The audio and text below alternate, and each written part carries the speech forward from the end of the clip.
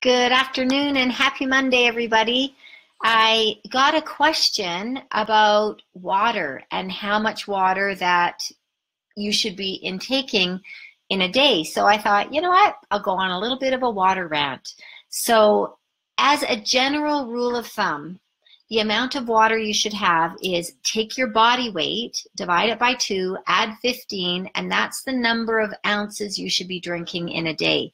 So something that has helped me is once I know how much water I should be having, I have a nice water bottle, and I know that I need to be filling that water bottle up a certain amount of time during the day so that I get fully hydrated. And I'm going to talk a little bit about what dehydration and symptoms look like, what some causes are, and some fun facts about dehydration and hydration. So first of all, get in touch with how much water you should be drinking, and you're going to be surprised to know that how that's such a simple way to help you lose weight. People don't think that, you know, I can drink water and actually lose weight, but that is an excellent way to start the ball rolling.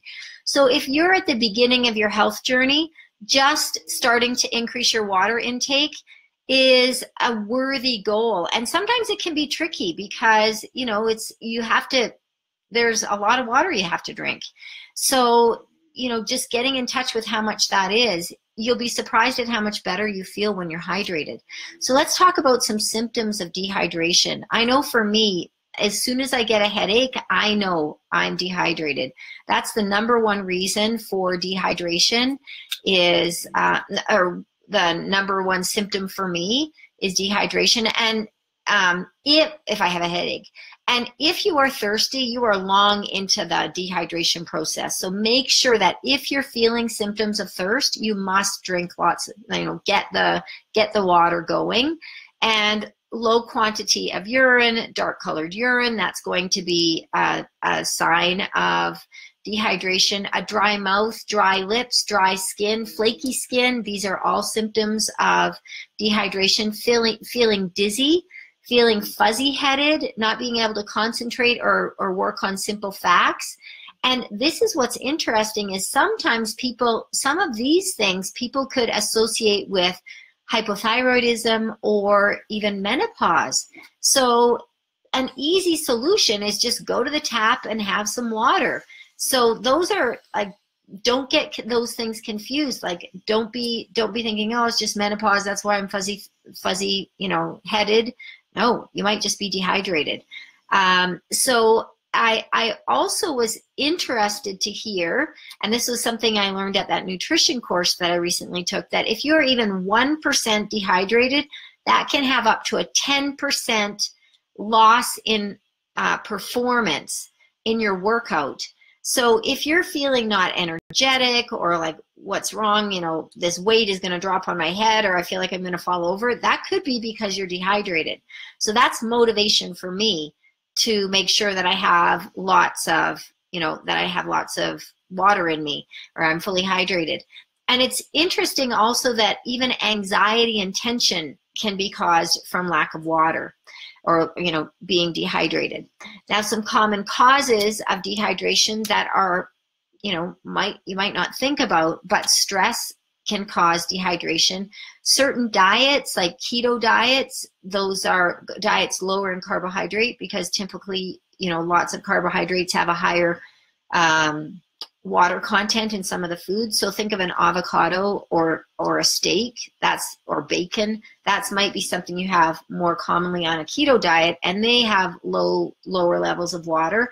Also, low calorie diets, you're not going to get as much hydration through the food that you eat, and that can cause dehydration.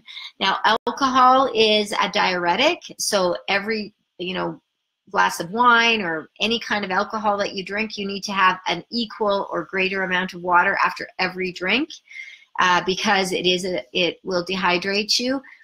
Hormones can cause dehydration. Menstruation, obviously.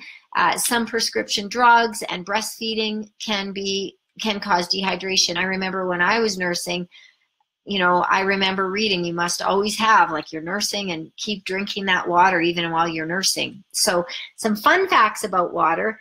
One of my recent discoveries is that coffee and caffeine is actually not a diuretic. I always thought that caffeine was a diuretic because, and you've probably experienced this, every time you have coffee and you have to go pee, and sometimes you have to do number 2. And the reason for that is not because it's a diuretic, but because it's a smooth muscle relaxant.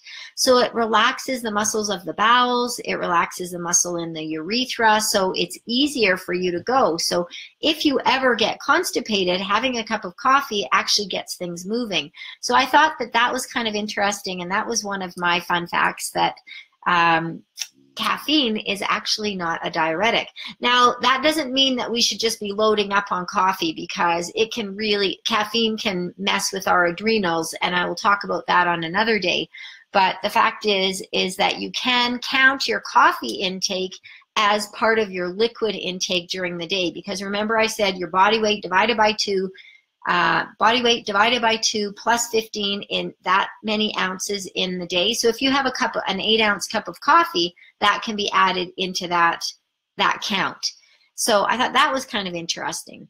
Now, we can lose up to 2 to 3 liters of water during the day, and that's just from being alive. We even lose water just from breathing, from respiration we can lose water, from sweat we can lose water. We can lose up to 1.5 liters of water just when we go to the bathroom. So so that's interesting. And to amplify your water absorption, as long as your doctor has told you that you don't need to reduce salt, there's really no reason to reduce salt. So make sure that you have a high quality salt in your diet, like Himalayan sea salt. There's all kinds of sea salts on the market, and that actually helps to help with your hydration. It takes anywhere from 5 minutes to 2 hours by the time you drink water, for it to be fully absorbed, and it depends on how much food you have in your stomach as well. And what else? I think that's about it, all the things that I can think of regarding water. Just the fact that water is one of those simple things that, like I said, if you're at the start of your fitness journey or you're returning to your fitness journey, that's just one of the simple things that you could focus on this week to make sure that you're hydrated, and you'll be surprised at how much more energized you are, how much better your skin looks, how you might be eating when you're actually just thirsty. Sometimes we reach for a snack because we get, especially if you have low blood sugar, or you feel like you have low blood sugar, you kind of feel like, oh, I'm getting tired, I want to reach for a carbohydrate or something that's going to boost you up. You might not even have low blood sugar, you might just be dehydrated, and having that water is going to energize you. So that's it for me today. I wanted to talk a little bit about water. I got that question about how much should I be drinking. So if you've got questions, I've got answers, and I'd love to answer them for you.